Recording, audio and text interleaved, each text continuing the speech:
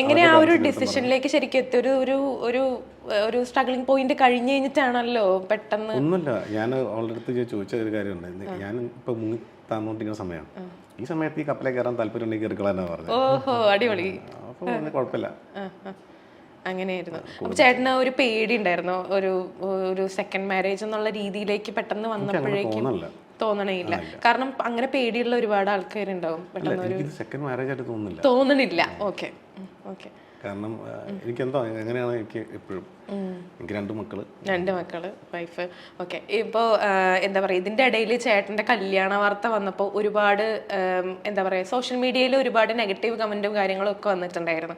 ഇപ്പോൾ പേഴ്സണലി നമ്മളുടെ ലൈഫിൽ നടക്കുന്ന ഓരോ കാര്യങ്ങളും ഇങ്ങനെ ഒരു ഗോസിപ്പായിട്ടേക്ക് പുറത്തേക്ക് വരുമ്പോൾ ഒരു സെലിബ്രിറ്റി ആയതിലൊരു ബുദ്ധിമുട്ട് നേരിടാറുണ്ടോ?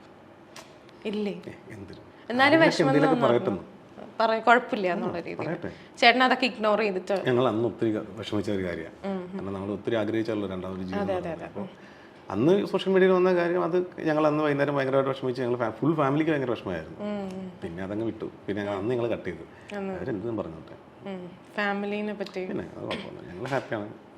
മറ്റുള്ളവർ അത് കണ്ടിട്ട് ഹാപ്പി ആവുന്നവർ ഹാപ്പി ആയിട്ട് ഇരിപ്പുണ്ട്. അസൂയപ്പെട്ടാലും കുഴപ്പമൊന്നുമില്ല. അങ്ങനെയൊന്നല്ല. ഓക്കെ. അപ്പം ഹാപ്പി ആയിട്ട് എത്ര കാലം സന്തോഷത്തോടെ ഇരിക്കാൻ പറ്റുമോ അത്രയും കാലം പരസ്പരം ബുദ്ധിമുട്ടിക്കാണ്ട് സന്തോഷിപ്പിച്ചിരിക്കുക, അതാണ് ഉദ്ദേശം.